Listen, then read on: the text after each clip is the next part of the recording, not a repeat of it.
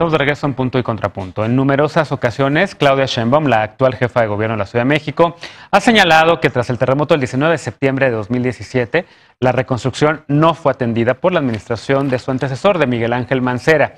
Y en diciembre del 2018, ella presentó su propio plan de reconstrucción, que tampoco ha cumplido los plazos que se acordaron. Veamos el contexto. La reconstrucción de los daños provocados en la Ciudad de México por el terremoto del 19 de septiembre del 2017 concluirá en el 2021. En diciembre pasado, la jefa de gobierno Claudia Sheinbaum reconoció que hay retrasos en al menos 10 edificios. En tanto no concluyan las obras, los damnificados reciben 4,000 pesos mensuales como apoyo para vivienda. Sheinbaum ha señalado que en el gobierno de Miguel Ángel Mancera, la reconstrucción no fue atendida. De los 413 edificios registrados como afectados en la administración Mancera, estaban pendientes 216, 43 se habían entregado y 58 seguían en rehabilitación. En diciembre de 2018, Sheinbaum presentó el Plan Integral para la Reconstrucción de la Ciudad de México con la Comisión de Reconstrucción como ventanilla única de atención a los 17,000 damnificados. La jefa de gobierno anunció entonces la reconstrucción y rehabilitación de 11,970 viviendas unifamiliares. A partir de 2019, Sheinbaum reconoció retrasos en obras como el multifamiliar Tlalpan, de donde solo 45 de las 490 familias afectadas habían regresado a sus hogares. Sheinbaum dijo que la comisión revisaba sanciones a empresas por incumplimiento. Según el plan de reconstrucción, 340 empresas constructoras se comprometieron a una reconstrucción homogénea, segura y con un costo fijo. La Organización Damnificados Unidos Ciudad de México ha acusado a la comisión y a su titular, César Cravioto, de insensibilidad y a las empresas constructoras de no querer cumplir con los compromisos alcanzados. Punto y contrapunto.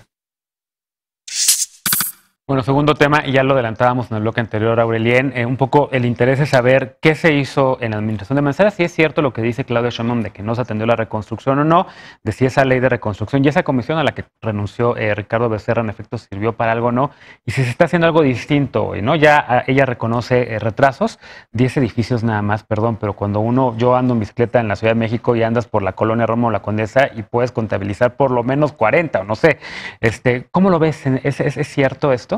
Pues mira, lo que pasó en 2017 cuando sucede eso es un problema de certeza jurídica. O sea, cuando se caen los edificios o cuando se dañan los edificios, pues obviamente las personas que llegan, muchas de ellas no podían, en el caso de los multifamiliares, no podían acreditar la propiedad para empezar o ni sabían cuáles eran los mecanismos de decisión, como lo comenté.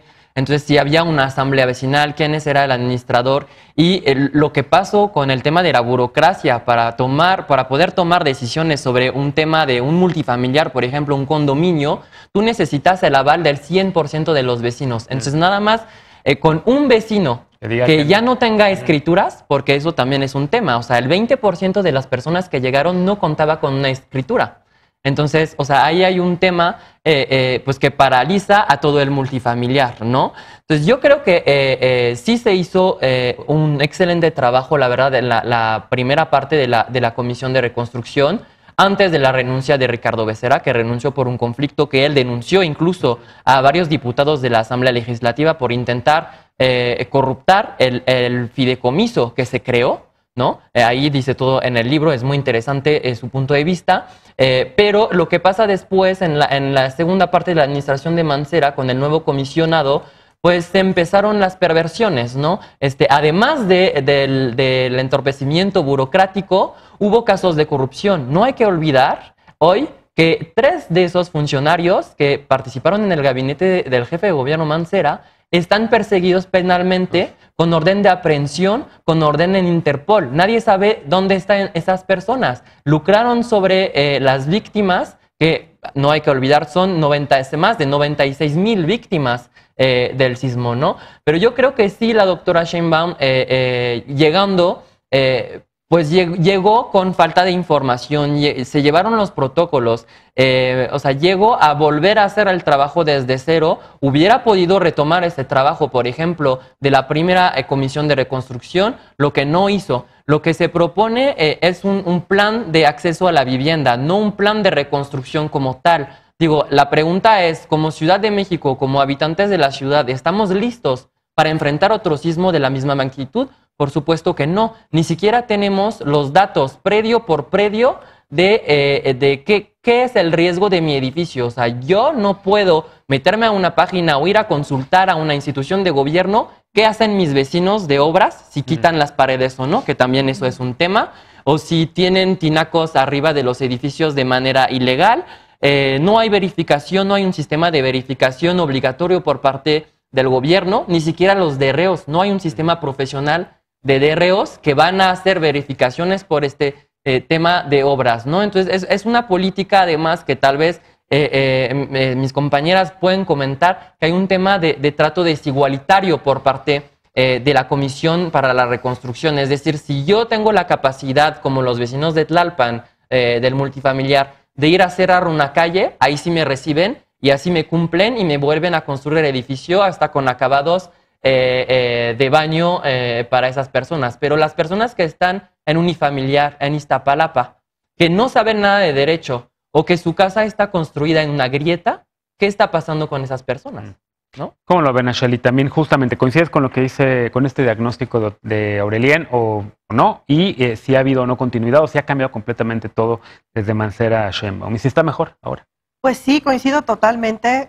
Una de las cosas que caracterizaron a esta fase, digamos, todavía mancerista, cuando entra José Ramón Amieva a sustituir a Mancera, es justamente una especie como de tendencia burocratizadora, formalizadora terrible para los damnificados, en la cual te pedían todo, ¿no? O sea, la escritura, la vacuna del gato, las actas de asamblea. Y curiosamente, fíjate que en varios de los casos que hemos seguido nosotros, piden eso, pero la Procuraduría Social nunca dio seguimiento.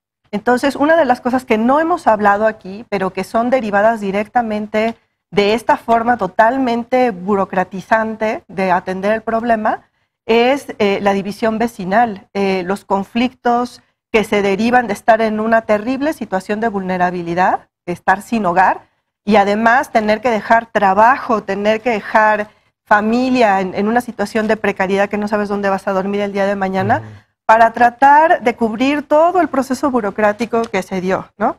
Entonces, de allí cambió de manera importante, quizás no tan radicalmente como hubiéramos querido, pero cambió de manera importante cuando entra la doctora Sheinbaum.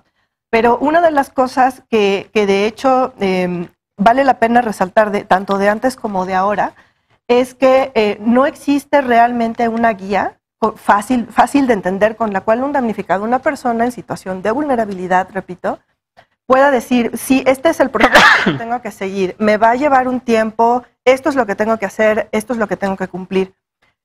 Hay asociaciones civiles que se han dedicado a hacer ese trabajo que debería ser un trabajo del Estado y que justamente están tratando de orientar a los damnificados de cómo se hace un proceso de rehabilitación y cómo se hace un proceso de reconstrucción. A eso se agrava que sí, efectivamente, cuando entró el comisionado Cravioto no había información, empezaron ellos desde cero, prácticamente, pero a pesar de empezar de cero, no hubo esta voluntad de sistematizar los procesos.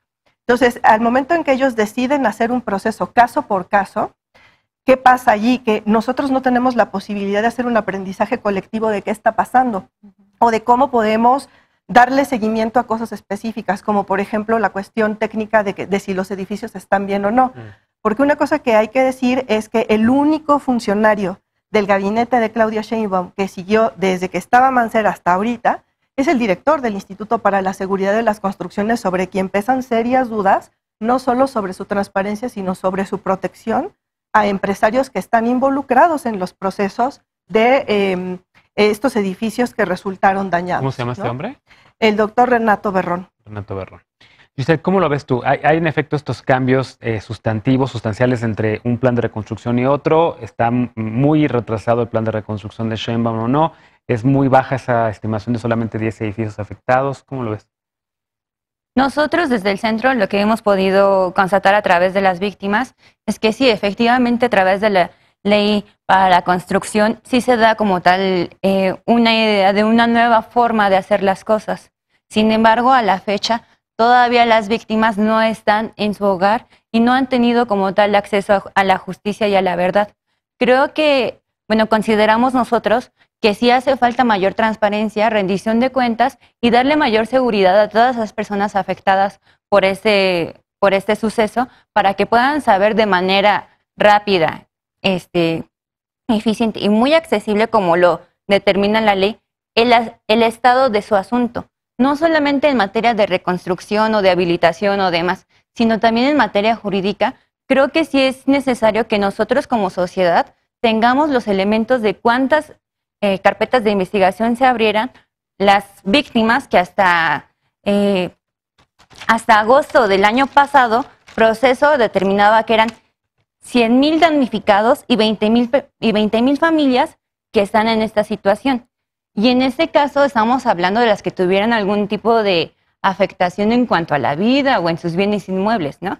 Pero no estamos viendo, por ejemplo, a todas aquellas personas que son víctimas invisibles, ¿no? Y que como tal en las estadísticas no aparecen.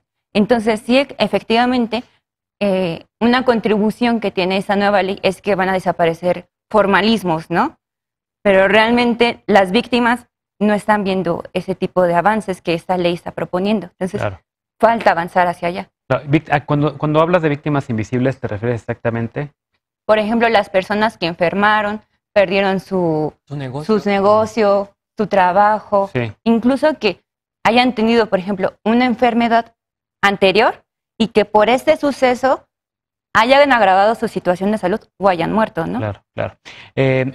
Melissa, en cuanto a lo de la estimación de solamente 10 edificios, yo hablaba hace rato de la Condesa de la Roma, pero también me tocó a mí cubrir en el momento del sismo Xochimilco y yo sí vi ahí una tragedia de verdad. Y se me hace muy difícil pensar que a 2 años, pues ya todos, o sea, que de todos los miles de edificios que a lo mejor resultaron dañados en Iztapalapa, en Xochimilco, también aquí, por supuesto, en la Cuauhtémoc, ya solamente 10.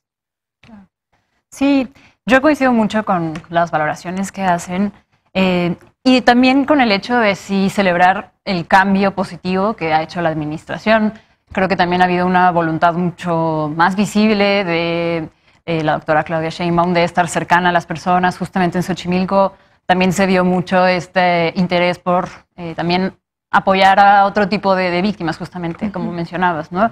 Se reconstruyeron 2 grandes mercados que fueron muy afectados y eso a un nivel social pues tenía un impacto muy negativo para las personas.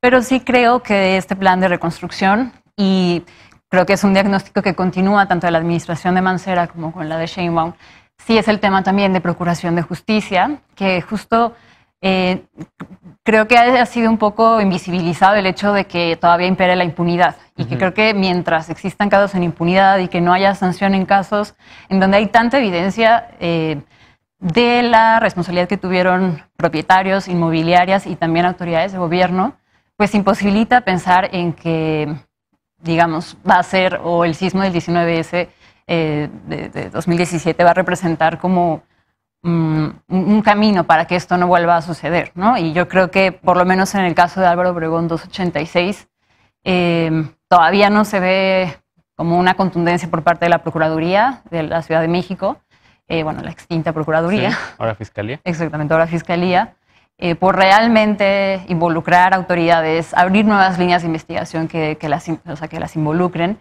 y también pues con los propietarios, ¿no? En el caso de Álvaro Obregón, hay pruebas en el expediente en donde se comprobó que se construyó un piso más en el edificio y que en el expediente no hay ninguna, digamos, autorización por parte de la Ciudad de México. Entonces, o hubo ahí un acto de corrupción y los propietarios decidieron poner un piso que puso muchísimas toneladas en el edificio, que hasta los resultados de 2 peritajes, ese es el motivo o uno de los motivos que hizo que colapsara el edificio. También se construyó un elevador a los 6 pisos del edificio de Álvaro Obregón, lo que también supuso muchísimo peso extra. Y pues que finalmente son cuestiones que a la fecha pueden estar ocurriendo en muchos otros edificios y que mientras no existan realmente planes de supervisión del cumplimiento del reglamento de construcciones, pues podemos estar todas y todos expuestos, ¿no? Claro. Déjame hacer una pausa porque tocas 2 temas que además están ligados con el siguiente bloque. En efecto, algunos casos se han judicializado, algunos casos como por ejemplo de este helipuerto que está en la colonia Condesa y que muchos vecinos han denunciado a lo largo de los años y que ahí sigue estando, ¿no? El caso también de Álvaro Obregón, entre otros, algunos casos se han podido tener de quienes han tenido las herramientas para poder demandar o judicializar su caso, pues ahí están pendientes de resolución, porque vamos a una pausa y regresamos justo con este tema. La justicia no ha llegado para miles de personas cuyos edificios se desplomaron debido a negligencias, violaciones a la ley o malas prácticas de constructoras. De los cientos de casos presentados a demanda, solamente el Colegio Repsamen tiene un proceso abierto. ¿Por qué? Regresamos a Punto y Contrapunto.